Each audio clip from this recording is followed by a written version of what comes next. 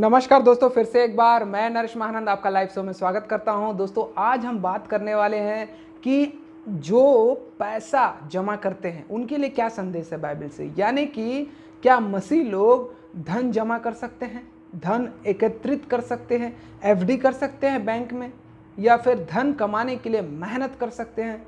तो धनी मसीहों के लिए ये संदेश है।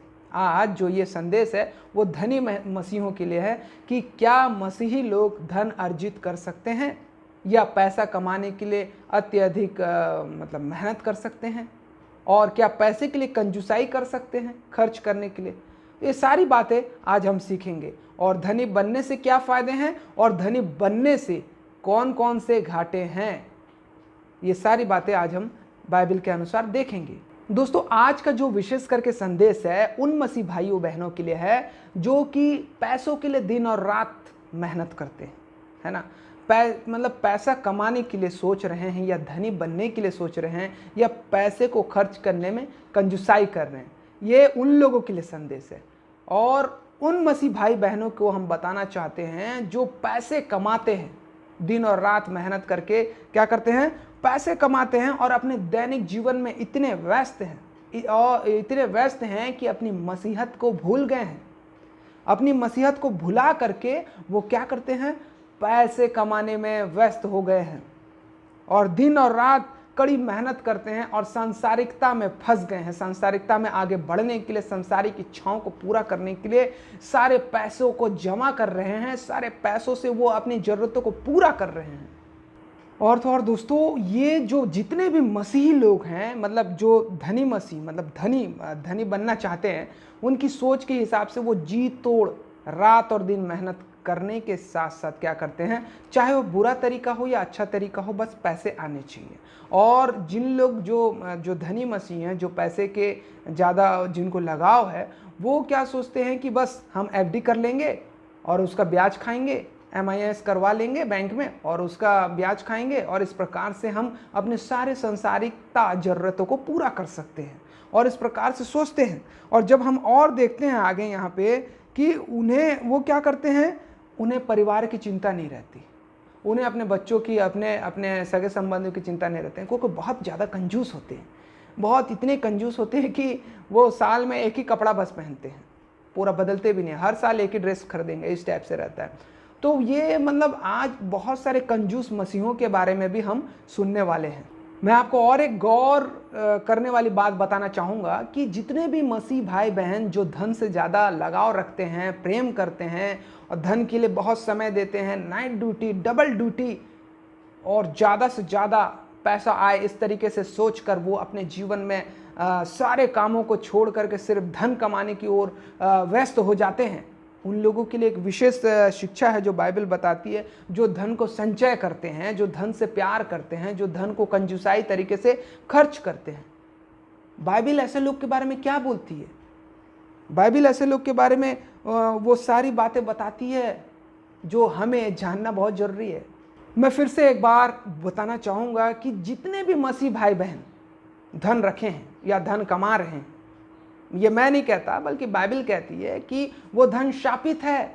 वो धन क्या है, जो किसी के काम नहीं आता है, जो किसी के भलाई में नहीं लगाया जाता है, जो वो धन वो कार्यरत नहीं है, वो धन श्रापित है, और जो उसे जमा किया वो उससे भी बड़ा भी श्रापित है। और यहाँ पे वो जो मसीही जो जमा किया है, वो मसीही लोग का कार्य क्या है। मसीह लोगों का कार्य है कि दूसरे के लिए जीना। बाइबल हमें सिखाती है कि मसीह अपने लिए नहीं बल्कि मसीही लोग दूसरे के लिए जीते, भलाई करते हैं, लोगों की मदद करते हैं। अब आप ये बोलेंगे कि तो क्या हम अपना धन जो जमा किए हैं क्या वो सब खर्चा कर दें। मैं आपको एक बात याद दिला देता हूँ कि एक धनी आया हुआ था प्रभु यीशु मसीह के पास। प्रभु यीशु मसीह के पास वो धनी आया हुआ था। धनी व्यक्ति बोला कि मैंने तो व्यवस्था की सारी आज्ञाओं का पालन किया, लेकिन प्रभु यीशु मसीह ने बोला कि जा, तेरे धन को सारे कंगालों में बांट दे और तू मेरे पीछे हो ले। अब इसका वो यहाँ पे वो देखना चाहता था कि वो किसको चुनता है, धर्म के मार्ग को, प्रभु यीशु मसीह के उस स्वर्ग के रास्ता को, या फिर ये नाशवान धन को। लेकिन वो नीचे मुंडी करके वापस चले गए। क्यों? क्योंकि वो बहुत बड़ा धनी व्यक्ति था और बहुत दुखी हुआ इस बात को सुन करके। तो लोग यही सोच रहे हैं, 1 रुपया भी कंजूसाई से खर्च करते हैं, लेकिन ये धन किसी काम का नहीं है। अधर्मियों का धन धर्मी के लिए रखा जाता है बोल करके बोला है बाइबल में। तो धन हमें प्रभु देता है। धन हम अपने मेहनत से कमाते हैं, अच्छी बात है, लेकिन कभी कभी हम अपने स्वार्थ से ज़्यादा, अपने ज़रूरतों से ज़्यादा कमाने की कोशिश करते हैं और बहुत सारे हमारे साथ हादसा होते हैं। तो आइए हम बाइबल में देखते हैं कि धनी के साथ क्या हुआ है। यहाँ पे बाइबल में जब हम देखते हैं लूका 12 उसका 15 से 21, हम यहाँ पे जब पढ़ते हैं लूका के सुसमाचार में 12 का 15 से 21 हम यहाँ पे देखेंगे। ठीक है, अब यहाँ पे बताता है, हाँ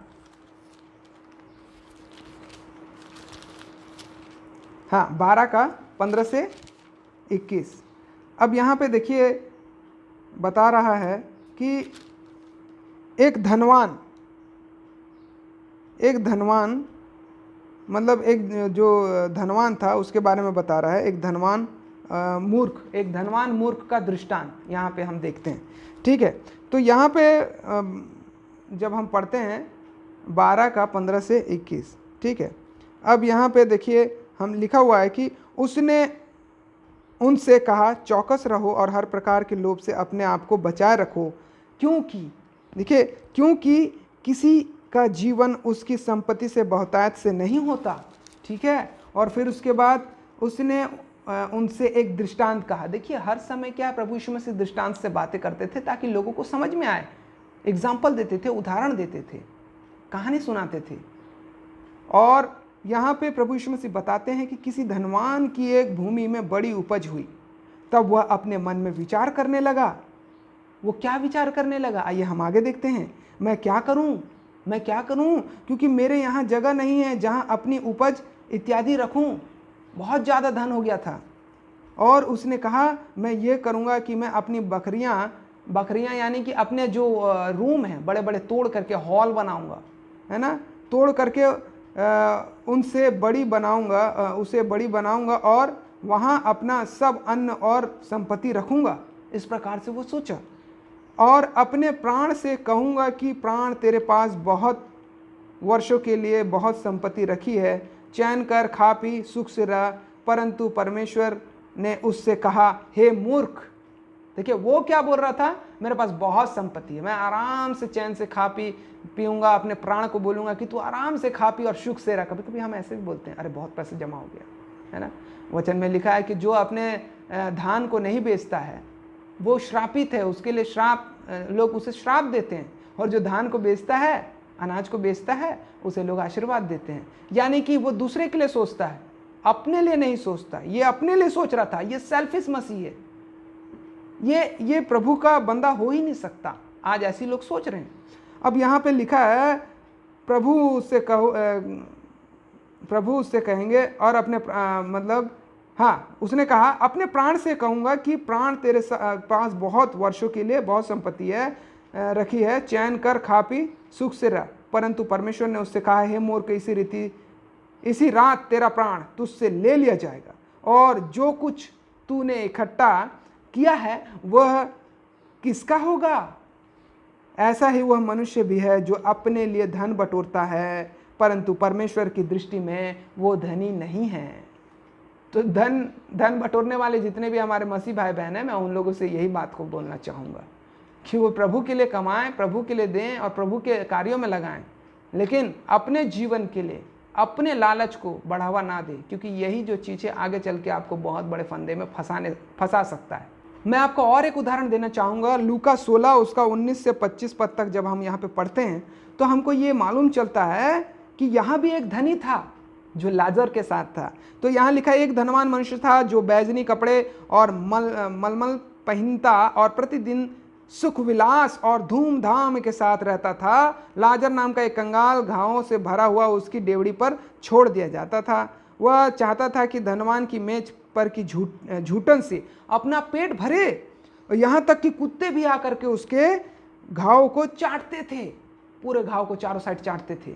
और फिर उसके बाद ऐसा हुआ कि वह कंगाल मर गया। एक दिन क्या हुआ, उसका डेथ हो गया लाजर का, और स्वर्गदूत ने उसे लेकर अब्राहम की गोद में पहुंचाया। वह धनवान भी मरा और गाड़ा गया, और अधलोक में उसने पीड़ा पे रहते हुए पीड़ा में पड़े हुए अपनी आंखें उठाई। देखो, धनवान भी मर गया, उसको भी ले गए और अधलोक में डाल दिए। ठीक है, अब वो अधलोक में है और पीड़ा से तड़प रहा है, और अपनी आंखें उठाई और दूर से अब्राहम की गोद में लाजर को देखा। तब उससे पुकार कर कहा, क्या कहा, हे पिता अब्राहम, मुझ पर दया करके लाजर को भेज दे, ताकि क्यों भेज दे, ताकि वह अपनी उंगली का सिरा, अपना उंगली का जो एक सिरा है पानी में भिगो करके मेरी जीभ में ठंडी करे, क्योंकि मैं इस ज्वाला में तड़प रहा हूँ, इस ज्वाला में तड़प रहा हूँ प्रभु, मेरी मतलब भेज उसको। परंतु अब्राहम ने क्या कहा, हे पुत्र, स्मरण कर कि तू अपने जीवन में अच्छी वस्तुएं ले चुका है, और वैसे ही लाजर बुरी वस्तुएं, परंतु अब वह यहाँ शांति पा रहा है और तू तड़प रहा है। तो बुरी वस्तुएं और अच्छी वस्तुएं क्या है, यानी कि आप सारे सुख सुविधा अगर इस दुनिया में पाना चाहते हैं, बाइबल में लिखा है कि वो सबसे बड़ा अभागा मनुष्य है जो इसी दुनिया में मसीह से आस रखता है, इसी दुनिया में सारी वस्तुओं की चाह रखता है, अभिलाषा को पूरी करने की इच्छा रखता है। मसीह से सिर्फ और सिर्फ एक ही अभिलाषा आप रखिए, अनंत जीवन और अनंत जीवन का मुकुट। और यहाँ पे और देखते हैं मत्ती 19 उसका 23 और 24 पद में प्रभु यीशु मसीह क्या कहते हैं, आइए हम देखते हैं। तब यीशु ने अपने चेलों से कहा, मैं तुमसे सच कहता हूं कि धनवान का स्वर्ग के राज्य में प्रवेश करना कठिन है। और क्या बोलता है, तुमसे फिर कहता हूं कि परमेश्वर के राज्य में धनवान के प्रवेश करने से ऊंट का सुई के नाके में से निकल जाना सहज है। यानी कि धनवान जो है सिर्फ और सिर्फ अपने पैसे के बल पर और पैसों के ऐशो आराम से ही वो अपने जीवन यहाँ बिताएंगे, वो प्रभु के सामने नहीं जा सकते। अब आप बोलेंगे कि अरे कैसे आप बोल रहे हैं, हम तो दसवांश देते हैं, हम ऐसा करते हैं, हम वैसे करते हैं, हम पैसे वाले हैं, ठीक है, हमको पैसा मिला है तो प्रभु की आशीष है ये। लेकिन मैं आपको बता दे रहा हूँ कि धनवान जो है पैसे कमाने के लिए क्या करते हैं, और आप किस प्रकार से पैसे कमाएंगे तो आप प्रभु की सेवा नहीं कर पाएंगे, या प्रभु के बातों को या उसके आज्ञा का पालन नहीं कर पाएंगे।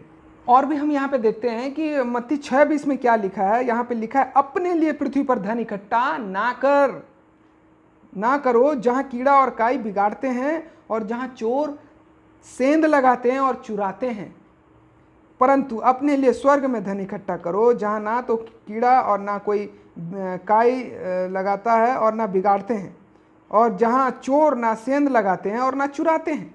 क्योंकि वचन में लिखा है, क्योंकि जहाँ तेरा धन होगा वहाँ तेरा मन भी लगा रहेगा।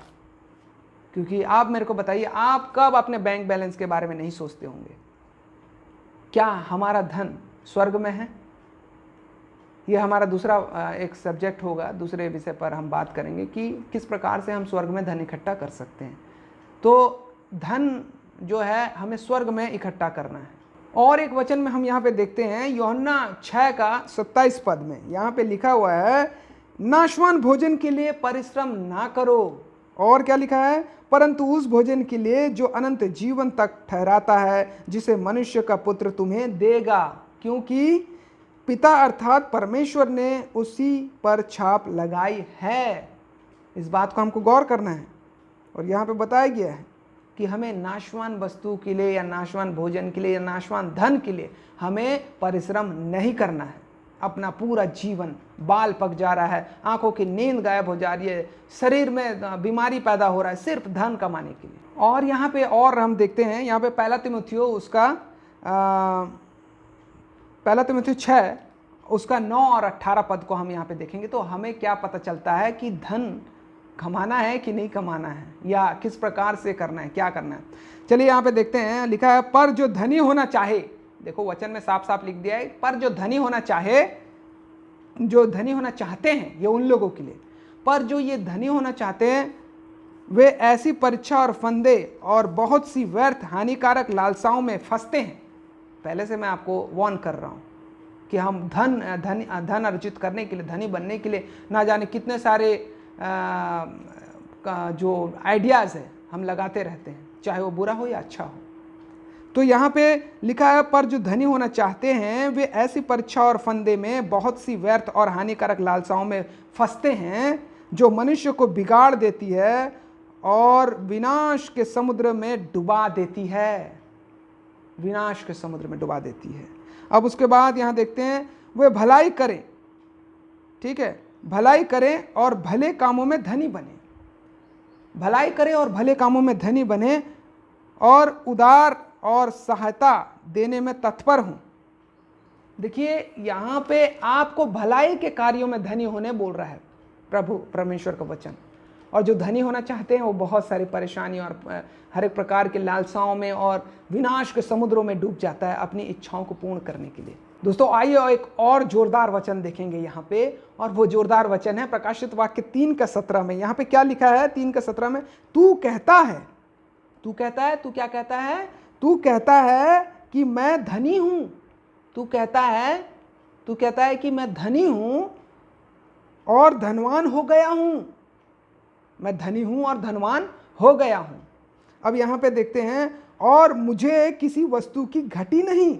लोग ऐसे ही कहते हैं, लोगों का आज फंडा यही है, जहां पैसा जमा हो गया तो वो बोलते हैं अरे हम तो ऐश करेंगे भैया, हमको किसी बात की कमी घटी नहीं है और मैं धनवान हूं, ऐसा बोलते हैं। तो ये उन लोगों के लिए, तू कहता है मैं धनी हूं और धनवान हो गया हूं और मुझे किसी वस्तु की घटी नहीं है, और यह नहीं जानता कि तू अभागा और तुच्छ और कंगाल और अंधा और नंगा है।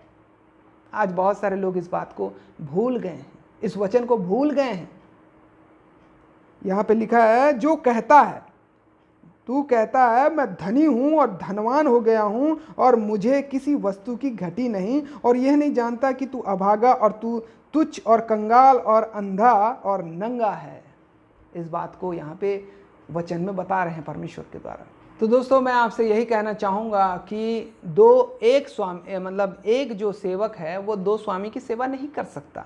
नहीं तो एक बुरा मान जाएगा और एक अच्छा मानेगा, या फिर दूसरा बुरा मान जाएगा और एक अच्छा मानेगा। मतलब एक आदमी दो नाव में पैर नहीं रख सकता, नहीं तो वो गिर जाएगा, पानी में डूब जाएगा। चलिए मैं आपको वचन सही बताता हूँ। तो निकालेंगे मती रचित सुसमाचार 6 का उसका 24 में क्या लिखा हुआ है? कोई मनुष्य दो स्वामी की सेवा नहीं कर सकता। कोई मनुष्य दो स्वामी की सेवा नहीं कर सकता, यानी कि कोई भी व्यक्ति दो मालिकों की सेवा नहीं कर सकता, दो बॉस की सेवा नहीं कर सकता, क्योंकि वह एक से बैर और दूसरे से प्रेम रखता है। ऐसे ही होगा, वो एक से बैर रखेगा, दूसरे से प्रेम रखेगा, है ना। और यहाँ पे लिखा है दूसरे को तुच्छ जानेगा, एक से मिला रहेगा और दूसरे को तुच्छ जानेगा। और फिर उसके बाद तुम परमेश्वर और धन दोनों की सेवा नहीं कर सकते। परमेश्वर और धन दोनों को नहीं मिला सकते या दोनों की सेवा नहीं कर सकते, क्योंकि होगा ही नहीं ना। जहाँ पे आप परमेश्वर का ज्ञान बांटेंगे वहाँ पे धन नहीं है, और जहाँ आप धन का इस्तेमाल कर रहे हैं या धन को कमाने की जीतोड़ मेहनत कर रहे हैं, वहाँ दो प्रकार से है। एक अच्छे काम में भी धन आप जॉब करके कमा सकते हैं, और दूसरा जो है बुरे काम करके ज़्यादा धन कमा सकते हैं। तो यहाँ पे परमेश्वर नहीं है, चाहे अच्छे काम में हो या फिर बुरे काम में हो। क्योंकि आप अच्छे काम कर रहे हैं तो वो आप अपने जीवन को बचाने के लिए 2 वक्त की रोटी के लिए कर रहे हैं और प्रार्थना दुआ कर रहे हैं, बस बहुत अच्छी बात है। लेकिन अत्यधिक मात्रा में धन कमाने के लिए आपने गलत फंडे अपनाए हैं, जिस प्रकार से अभी हमने पढ़ा था कि वो फंदे में फंसेगा, इस प्रकार से। तो यहाँ पे परमेश्वर और धन की सेवा हम नहीं कर सकते। तो इस बात को हमको गौर करना है और हमें और सीखना है कि किस प्रकार से हम परमेश्वर की सेवा कर सकते हैं। हमारे और आने वाले वीडियो में आपको पता चलेगा। तो दोस्तों आज हमने सीखा कि हमें धनी बनने के लिए परिश्रम नहीं करना है, और हम जो धन कमा के रखे हैं अपने लिए, खाने के लिए, अपने बच्चों के लिए, ये हमको नरक की ओर ले जाएगा और लालच बढ़ाता है, रिश्ते और परिवार में दरार पैदा करता है। धन के लिए रिश्ते में फूट आ जाता है, भाई और बहन के बीच में झगड़ा, माता और पिता के बीच में झगड़ा, और उसके बाद पति पत्नी के बीच में लड़ाई झगड़ा, और दादा और दादी के बीच में भी लड़ाई झगड़ा हो जाता है, नाती पोतों के बीच में लड़ाई झगड़ा। ये धन जो है सब अधर्म का एक जड़ है। तो धन के पीछे ना भागे, प्रभु के पीछे भागे, और धन को अर्जित करने के बाद आप घमंड ना करें अपने ऊपर, नहीं तो वो धनवान का जैसे हाल हुआ था वैसे ही हमारा हाल भी हो सकता है। तो दोस्तों इसी प्रकार से हम नए वीडियो के साथ आपके पास आते रहेंगे, और आप हमारे साथ जुड़ करके परमेश्वर की सेवा कर सकते हैं और हमारे साथ जुड़ करके बहुत सारी अपॉर्चुनिटी को ले सकते हैं। जिस प्रकार से हमारा ऑनलाइन बाइबल क्लास शुरू हो चुका है, उसमें 20-25 स्टूडेंट हैं जो कि डेली पढ़ते हैं, मॉर्निंग में ½ एन आवर और इवनिंग में भी हाफ एन आवर वो स्टडी करते हैं। और इस प्रकार से 1 ईयर का बेसिक बाइबल कोर्स है जो वो कर रहे हैं, उसके बाद सर्टिफिकेट उन्हें प्रोवाइड करवाया जाएगा। और इस प्रकार से हमारे पास बोर्डिंग स्कूल है, नर्सरी से 8th क्लास तक है, और जिसमें बोर्डिंग हॉस्टलाइज है, और जिसमें खाना, मेस वेस, रहने की व्यवस्था सब है, जो बच्चे लोगों के लिए बोर्डिंग स्कूल है। और बाइबल कॉलेज भी है हमारा, जिसमें 3 साल का BTH कोर्स है। आप फ्री ऑफ कॉस्ट 3 साल खाना पीना रहना यहाँ पे आकर के ले सकते हैं, जो कि छत्तीसगढ़ में है। और इसी प्रकार से लाइफ्स ऑफ फाउंडेशन जो कि एक NGO बन चुका है, तो लाइफ्स ऑफ फाउंडेशन आज एक नया प्रोजेक्ट के साथ आपके पास आ रहा है। जैसे कि पहला प्रोजेक्ट हमने बताया था अदन की वाटिका, जो कि बहुत बड़ा प्रोजेक्ट है, उसके लिए विलम्ब लगेगा, समय लगेगा। और अभी जो है अनाथ आश्रम और वृद्धा आश्रम के लिए हम प्रोजेक्ट बना रहे हैं। और उसके बाद हमारा एक जीवन एग्रो फूड लिमिटेड के नाम से फूड प्राइवेट लिमिटेड के नाम से लाइफ्स ऑफ फाउंडेशन के जरिए उसका भी हम इनोग्रेशन करेंगे, और उसे भी हम बढ़ाना चाहते हैं ताकि फंड वहाँ से आए। बस आप लोगों के बिना हम इस काम को नहीं कर सकते। आप हमारा मदद करिए, हमारे इस NGO के अकाउंट नंबर पे आपका मंथली कुछ डोनेशन आप हमें सहयोग करें, ताकि हम इस सारे कामों को और प्रभु के सेवा को करने वाले बन सकें। और आपके बिना हम अधूरे हैं। और लाइव शो के साथ जुड़ करके आप परमेश्वर की सेवा कर सकते हैं, लाइव शो के मेंबर बन सकते हैं। इस प्रकार से परमेश्वर आपको बहुत आशीष देगा। तो दोस्तों आज के लिए इतना ही बस। और भी नए नए वीडियो के साथ हम आते रहेंगे। तब तक के लिए हम आपसे अलविदा लेना चाहते हैं। और आप हमें व्हाट्सअप करें, हमें ईमेल करें, आप हमें प्रेयर के लिए कॉल कर सकते हैं। प्रेयर टावर पे नंबर हमारा है प्रेयर टावर के लिए। और आप हमें यूट्यूब पे सर्च कर सकते हैं, वीडियो को देख सकते हैं, शेयर कर सकते हैं, लाइक कर सकते हैं और सब्सक्राइब कर सकते हैं। सारे बातों के लिए हम ईश्वर से प्रार्थना करेंगे। आप भी हमारे दुआ करें, प्रार्थना करें। तब तक के लिए हम आपसे अलविदा लेना चाहते हैं। फिर से मुलाकात होगा। परमेश्वर आप सभी को आशीष दे। Okay, good bye.